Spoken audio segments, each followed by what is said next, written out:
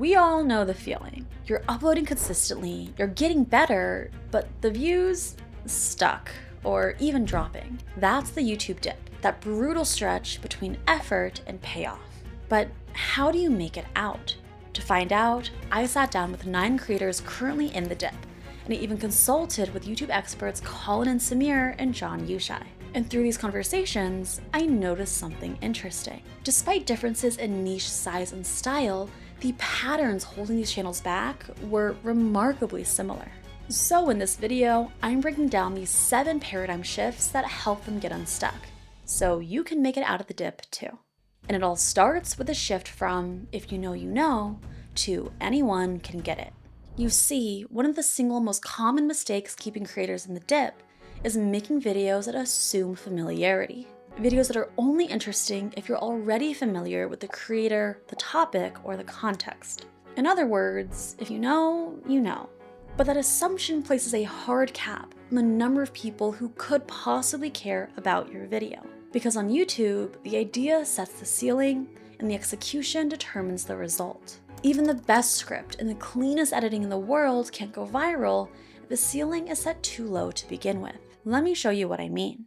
This is Liz, a creator who made book reviews. She made a great video reviewing the book Big Potential by Shawn Achor. Strong visuals, thoughtful scripting, solid editing. But despite the sound execution, the video didn't perform very well. Why? Because the topic itself had limited reach. To spot this trap before you allocate resources into a video that's doomed to fail before you even start, use this 2-part checklist. First, what's the view ceiling? Search for a topic on YouTube and sort by view count. What are the highest viewed relevant videos? In Liz's case, the views max out at under 40K. And second, are there any outliers for this topic? Has this video idea overperformed on anyone else's channel? You can search for outliers manually, clicking into every channel, locating the video on the channel page, and comparing the views of that video to the views of the surrounding videos. But to make things a whole lot easier, I like using a tool that surfaces those overperformers instantly, which brings us to the sponsor of this video, Spotter Studio. Here's how I use it. Click this tab over here, search for your topic, set the outlier index to 3 and the views to a minimum of 100K, and Spotter Studio will instantly surface any relevant videos that overperformed on YouTube. We ran the search on Liz's idea and nothing. No outliers, no breakout videos. This confirms that Liz's video was set up to underperform, no matter how well it was made. If you want to try out Spotter Studio for yourself, they're currently running a promotion for the lowest price I have ever seen from them. I'll put a link to that in the video description. And while I genuinely love Spotter Studio as a tool, I'm also especially grateful to them for another reason. This video and everything that you're learning from it was only made possible because of them. To help give back to the creator community, they hosted the Spotter Studio Idea Summit, flying creators from all around the world out to Los Angeles to get feedback on their videos. The insights you'll hear, the case studies we'll break down, the upcoming cameos from Colin, Samir, and John Yushai, they were all made possible by that event.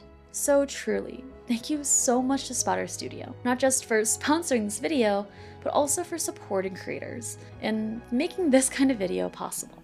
Now back to Liz. As we just saw, Liz's topic had a low view ceiling and no evidence of outliers, a recipe for staying stuck.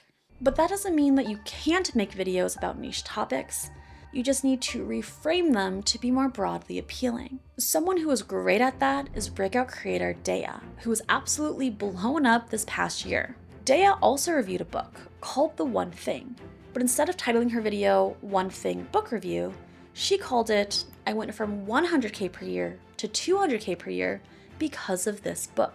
Dea didn't assume that her audience was already familiar with the book. Instead, she framed her video around a transformation that anyone would want. That's the difference between making a video that's only interesting if you care and making a video that makes anyone care. So before your next upload, ask yourself, would someone who has never heard of me still care about this? Am I assuming too much context? And is this idea tied to an interest, desire, or problem that anyone can understand? If not, it's time to reframe.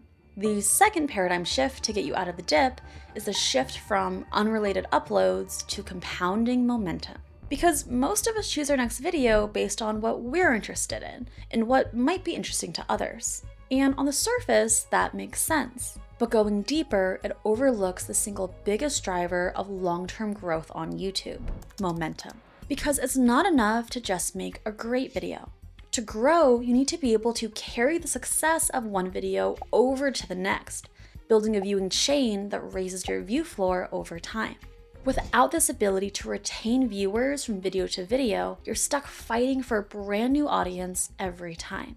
As Samir from Colin and Samir puts it, if you're trying to increase your view floor, it's not going, all right, I made 3 of these videos that really worked, but now I'm gonna go make this video because I think it'll be a viral video. You're gonna lose the fans of this show. Like, your YouTube channel is a TV show. And to build out this TV show, you need more than just isolated uploads. You need consistency in viewer experience. So someone who watches and enjoys one video knows that they'll likely also enjoy the next. Take cooking creator Trig. Trig had found enormous success with his short form content, but was struggling to generate consistent long form views. And if we take a look at his videos, we can discover why. One of Trig's videos, a knife review, popped off. He followed that up with 2 more videos that delivered the same viewer experience: informational cookware reviews sprinkled with humor, personal expertise, and real-world testing. Those videos stacked. Viewers who liked one wanted to watch the others. He was successfully building momentum. But then Trig switched gears when he uploaded this video, and then this one. Both of those videos were still incredibly well made, but they provided totally different viewer experiences. As a result, his audience fragmented, viewers didn't know what to expect, and his momentum dipped. That's why I recommend using the 80% rule. Ask yourself, would 80% of the audience of my last video be interested in my next video? If the answer is no, you're probably building a collection of disconnected uploads instead of a show that viewers want to come back to. And one way to help develop a show is through format consistency, which brings us to the third paradigm shift to get you out of the dip: shifting from one-off wins to repeatable formats. I'll let Colin Samir introduce this one. A lot of creators that we spoke to, they weren't learning from success, which is something that we did as well. So when we would look at their channel, we would be workshopping a specific video. And then we would look at the channel and realize that there's another format they have that's already working. Like, there's a title thumbnail format that clearly overperformed, but they were choosing to do something different, right? And if they just sort of looked at what was already working instead of what didn't work, I think they'd be in a better spot. As creatives, we often think that we need to come up with brand new ideas and title and thumbnail concepts every time.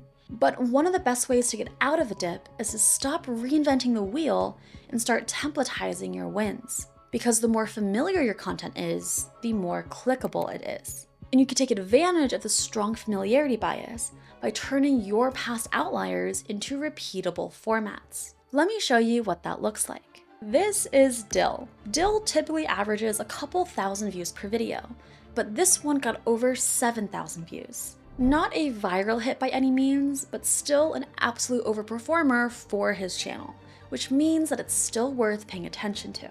So what made it work? Well, if you break it down, the main driver of curiosity is the contrast and tension between the challenge of finding love and the environment of the world's loneliest country.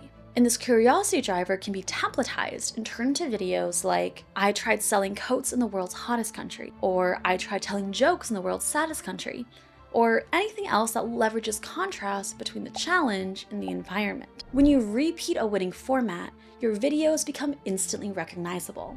They feel familiar and fresh. And a creator who has absolutely nailed this is Killdozer. He went from posting all kinds of content that didn't really land to uploading the Dollar Tree diet, which exploded to 1.7 million views. What did he do next? He made the Orange diet, the Marshalls diet, the Kids Menu Bulk, the Red 40 diet, all with the same format, all with the same recognizable thumbnail style.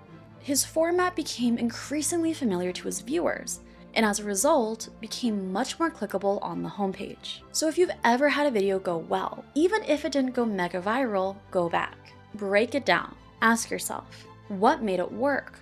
What structure did it follow? And what format can you extract? Because one-off wins are great, but repeatable formats are what get people out of the dip. Paradigm shift number 4 to get you out of the YouTube dip is the shift from just another video to this one matters. Because if you're a smaller creator, one without a huge subscriber count or a built-in reputation, I hate to be the bearer of bad news, but you're starting with a huge disadvantage. Because while a video's title and thumbnail are incredibly important, there's another factor quietly influencing every viewer's decision to click: view count. Because in today's content climate, when we're faced with a literal endless supply of AI-generated or low-effort content, we've become hyper-selective about what we click on. We're scanning not just for interesting topics, but for signals of trust. And a video's view count is one of the biggest trust signals YouTube gives us. That's why modeling titles and thumbnails that work for big creators doesn't always work for you. Take Eli, an up-and-coming creator making videos on cinematography and self-improvement. He modeled one of his videos on a successful video from Ali Abdaal, turning 5 easy ways to become more self-disciplined into 6 easy tips to cure your doom scrolling. Smart idea in theory. Take a title format that already is proof of prior success and apply it to your own niche. But for Eli, the title didn't land the same. Why? Because Ali is already known as the productivity guy. His face alone carries credibility. When he says he has tips on self-discipline, his claim is backed up by authority, recognition, and the social proof of hundreds of thousands of views. Eli, on the other hand, doesn't have that built-in trust yet, and nothing in the title or thumbnail established why his take on doom scrolling was valuable enough to be worth watching. To a new viewer, it looked like just another generic video. So if you don't have a big name or high view count working in your favor, how can you build trust? Here are a few ways to signal value and credibility, right in your packaging. First, there's expertise. If you have domain experience, say so, in the title, thumbnail, or both. Next, there's proof. Show the transformation, the stakes, the location, something real you've done or achieved. Next, we have effort. Show the work that went into the video. Number of days, miles traveled, books read. Input bias makes people value things that clearly took effort. And finally, there's emotion. Share something personal. A moment of vulnerability or authenticity can cut through more than any stat ever could. Whichever route you take, whenever you think through your next video, ask yourself, why would a stranger trust that this video is worth their click?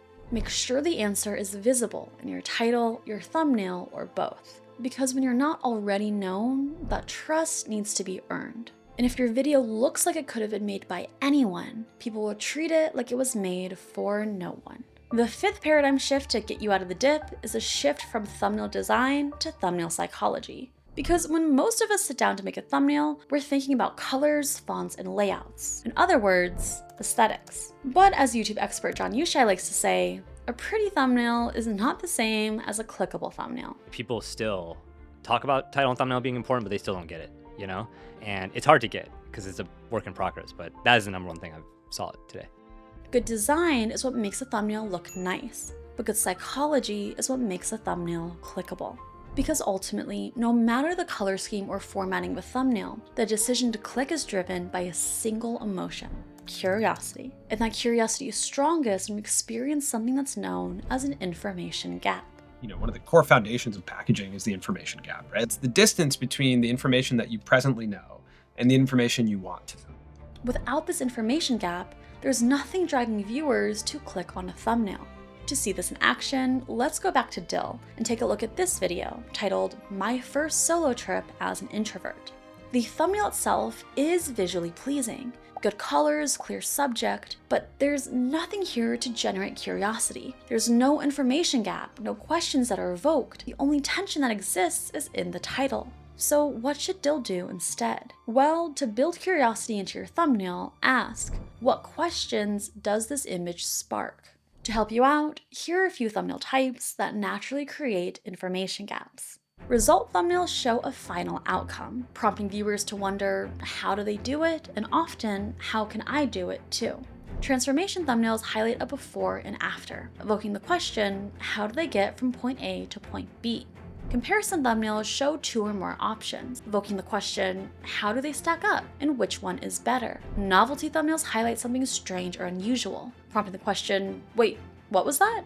And moment thumbnails capture a moment of tension, evoking the question, what happened next? For Dill, a moment thumbnail could work quite well here. Imagine a photo of him hesitating at the entrance to a crowded hostel, or surrounded by strangers in a bustling market. For an introvert, it's a charged moment, and that tension drives the click. So before you open Photoshop or Canva, ask yourself, what questions do I want my thumbnail to create?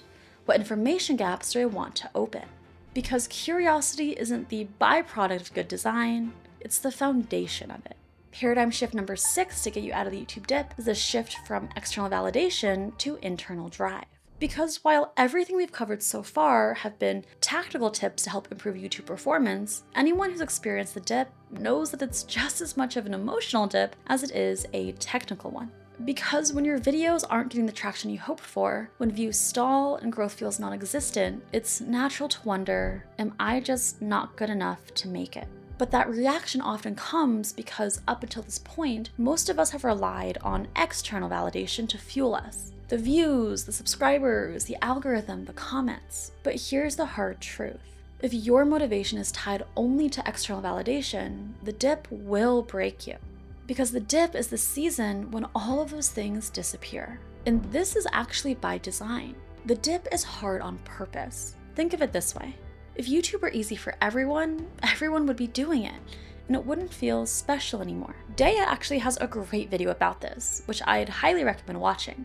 I'll link to it in the video description below. But the dip isn't an insurmountable wall. It's a gate that filters out the ones who are only in it for the external results, the ones who want the outcomes without being willing to put in the work that it takes to get there. The dip is the part where most people give up. And if you're gonna make it through, you need to switch your source of fuel. You need to shift from external validation to internal drive. So use the dip as the opportunity to remind yourself of why you got started. My goal is to help people. Right now, the goal is to quit my 9-to-5 job, eventually. I just want to, one day, to my grandkids, if they ask me, so Granddad, Dill, tell me something that you did when you were 24. I think the biggest flex would be like, just load up YouTube for a second. Whether you're here to help people, to find a path away from your 9-to-5, or simply to be able to flex on your future grandkids, keep that why front and center in your mind. And the next time a video flops, or the comments are quiet, or you feel like quitting, pause, breathe, and remind yourself, you're not failing, you're just passing through. And finally, the last paradigm shift to get you out of the dip is a shift from pushing through alone to growing with support.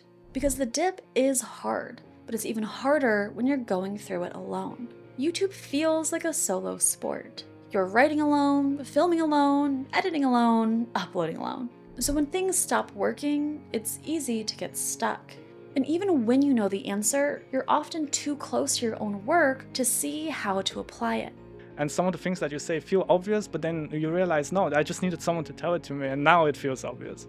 That's why one of the most powerful ways to get out of the YouTube dip is to surround yourself with other dippers. I've been in a mastermind group with 2 other creators for over 2 years now, and I genuinely don't know if I'd still be on YouTube today without them. We give each other honest feedback when we're stuck, encouragement when our motivation runs dry, and maybe most importantly, perspective. Because seeing other smart, talented creators struggle too reminds you, you're not broken, you're just early. And if you can believe it for them, you can believe it for yourself too. So if you're deep in the dip right now, don't try to muscle through it alone. Start with just one other creator. And you can even use this video as an opportunity to find them. If you're looking for a YouTube friend, drop a comment below with what type of content you make, where you're at in your YouTube journey, and what you think is keeping you stuck. Because sometimes all it takes is just one other person to help you climb out of the YouTube dip. And if you want more formal support, I recently launched Creator Crew, a 6-month YouTube coaching program designed to help intermediate creators level up their channel. If you've been making long-form YouTube videos for a while and want to work closely with me and a small group of peers over the next 6 months, check out the link in the video description to learn more. The video description will also have links to a summary of the paradigm shifts we covered today, the special Spotter Studio deal, and the links to all the creators I got the pleasure of meeting during the Idea Summit, many of which were featured in this video. And I just want to sign off by reminding you that every single YouTuber out there that you admire has gone through multiple dips in their YouTube journey as well. They got through it, and you'll get through it too. You got this. Keep creating, and I'll see you in the next video.